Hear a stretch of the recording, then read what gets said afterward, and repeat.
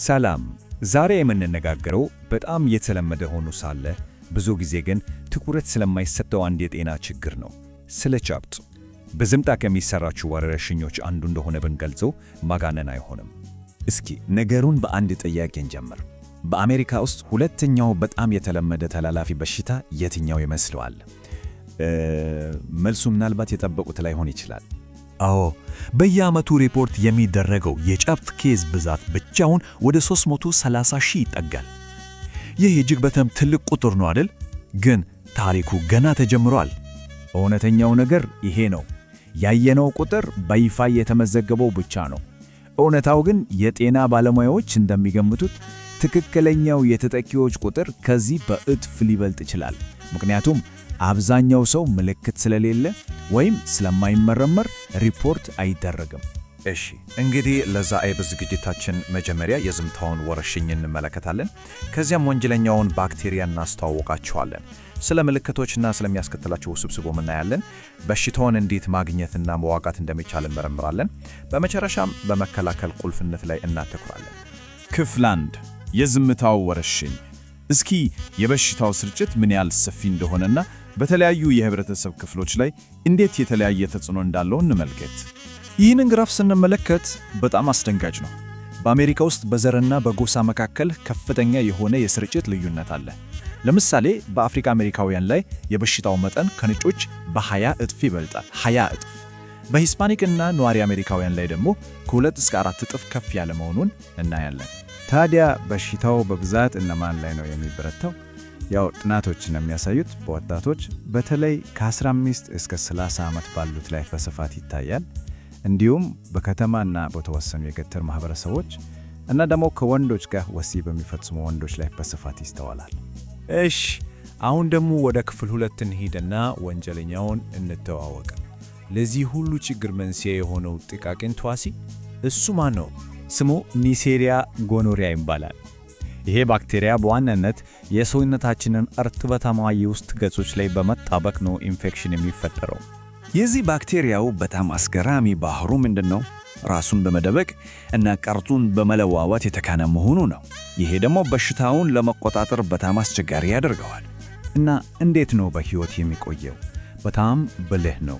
አንደኛ ፒሊ የሚባሉ እንደ መንጠቆ ያሉ ክፍሎችን ተጠቅሞ በሰውነታችን ሴሎች ላይ ልክ እንደ መዥገር ይጣበቃል። በዚያ ላይ ደግሞ የውጭ ገጽታውና ፕሮቲኖቹን ያለማቋረጥ ይቀያየራል። ይሄ ማለት የሰውነታችን መከላከያ ስርዓት ሊያውቀው ሲሞክር እሱ ሌላ መልክ ይዞ ያመልጣል። ለዚህም ነው አንድ ሰው ከበሽታው ከዳነ በኋላ እንኳን በድጋሚ ሊያዝ የሚችለው። ክፍል 3 ምልክቶችና ውስብስቦች። እስኪ አሁን ደግሞ ኢንፌክሽኑ በአንድ ሰው ላይ ምን አይነት የጤና ተጽዕኖ ሊያመጣ እንደሚችል እንመልከት። እዚህ ጋር በጣም ወሳኝ የሆነ ልዩነት አለ። በወንዶች ላይ አብዛኛውን ጊዜ ግልጽ ምልክቶች ስለሚታዩ ሕክምና የመፈለግ ዕድላቸው ሰፊ ነው። በሴቶች ላይ ግን ነገሩ ፈጽሞ የተለየ ነው። እስከ 70% የሚሆኑት ምንም አይነት ምልክት ላያሳዩ ይችላሉ፣ ወይም ደግሞ በጣም ቀላል ምልክት ስላለው በሽታውን እንዳለባቸው እንኳን ላያውቁ ይችላሉ። እናም ሳይታወቅ ለረጅም ጊዜ ሊቆይና ከባድ ጉዳት ሊያደርስ ይችላል። ለዚህ ነው የዝምታው ወረርሽኝ የሚባለው።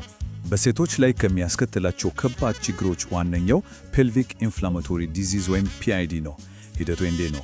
ኢንፌክሽኑ መጀመሪያ ከማህፀን ጫፍ ይጀምርና ወደ ላይ የተጓዘ የዘር ቱቦች ጋር ይደርሳል። እዚያ ሲደርስ እብጠት ይፈጠራል። ያ እብጠት ደግሞ ጠባሳ ይተፋል። በመጨረሻም ጠባሳው ቱቦችን በመዝጋት ለመካንነት ወይም ከማህፀን ውጪ ጽንስ ለመሳሰሉ ከባድ ችግሮች ይዳረጋል።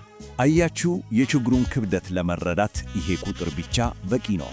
አንድ ጊዜ ብቻ በPID ከተያዙ በኋላ በቱቦ መዘጋት ምክንያት የመካንነት ስጋት 15% ነው። ይህ ማለት የአንድ ጊዜ ኢንፌክሽን እንኳን ዘላቂ ጉዳት ሊያስከትል ይችላል ማለት ነው። አልፎ አልፎ ደግሞ ኢንፌክሽኑ ወደ ደም ዝውውር ስርዓት ውስጥ ገብቶ በመላው ሰውነት ሊሰራጭ ይችላል። ይህ በሚሆንበት ጊዜ ደግሞ የመገጣጠሚያ ህመም፣ በቆዳ ላይ የሚወጡ ቁስሎችና ትኩሳት ያስከትላል። ይሄ ከባድ ችግር ነው። እሺ፣ ወደ ክፍል 4 እንለፍ። ማግኘትና መዋጋት። እዚህ ላይ ደግሞ የሕክምናው ዘርፍ ኢንፌክሽኑን እንዴት እንደሚመረምርና በሕክምናው ሂደት የሚያጋጥሙትን ፈተናዎችን እናያለን። እንግዲህ ጨብጥን ለመመርመር ተለያዩ ዘዴዎች አሉ።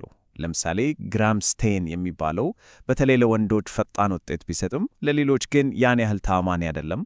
ከልቸር ደግሞ የወርቅ ደረጃ ተብሎ ነው የሚታወቀው፣ ምክንያቱም ባክቴሪያው ለየትኛውም መድኃኒት እንደማይበገር ለማወቅ ያስችላል።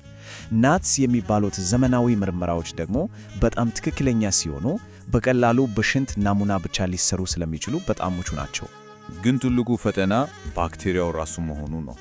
ይህ ባክቴሪያ ያለማቋረጥ ራሱን በመለወጥ መድኃኒቶችን የመላመድ አስገራሚ ችሎታ አለው። ልክ እንደ በየጊዜው የሚለዋወጥ ጠላት ነው። ይሄ የጊዜ ሰሌዳ ታሪኩን በግልጽ ያሳያል። በ1980ዎች ፔኒሲሊንን አሸነፈ። በ1200ዎች ፍሎሮኩዊኖሎኖች ተላመደ። ዛሬ ላይ የሕክምና ባለሙያዎች ለመጨረሻ አማራጭ ለሆኑት መድኃኒቶች እንኳን መልመድ እንዳይጀምር በከፍተኛ ስጋት እየተከታተሉ ነው። ከባክቴሪያው ጋር እንደ ድመትና አይጥ ጨዋታ ሆኗል። ክፍል 5 መከላከል ቁልፍ ነው። በሽታውን ከማከም ባለፈ እንዴት በህብረተሰብ ደረጃ መቆጣጠር ይቻላል? ስኬታማ ለመሆን ሁለገብ የሆነ ስትራቴጂ ያስፈልጋል። ይሄ ማለት ፈጣን ምርመራና ሕክምና መስጠት፣ ለአደጋ የተጋለጡትን መመርመር፣ የስርጭት ሰንሰለቱን ለመበጠስ የወሲብ አጋሮችን ማከም፣ ኮንዶም በአግባቡ መጠቀም እና ሰፊ የህዝብ ትምህርት መስጠትን ያካትታል። ይሄ ጥቅስ የችግሩን አሳሳቢነት በደንብ ያሳያል። ከ10 እስከ 20 በመቶ የሚሆኑ ታካሞች ከታከሙ በኋላ በጥቂት ወራት ውስጥ በድጋሚ ይያዛሉ። ይሄ ምን ማለት ነው? አንድ ሰው ታክሞ መዳኑ ብቻውን በቂ አይደለም። የወሲብ አጋሩ መታከም አለበት። ከሕክምና በኋላም በድጋሚ መመርመር እጅግ በጣም አስፈላጊ ነው። ስለዚህ ለመደምደሚያ ይሄንን ጥያቄ እናንሳ። ባክቴሪያው ራሱን እያሻሻለና እየተለወጠ ነው። እኛስ እሱን ለመቆጣጠር የምንጠቀምባቸው ስልቶች በዚያው ልክ እየተሻሻሉና እየተለወጡ ነው ወይ? ይሄ ሁላችንም ልናስብበት የሚገባ ወሳኝ ጥያቄ ነው።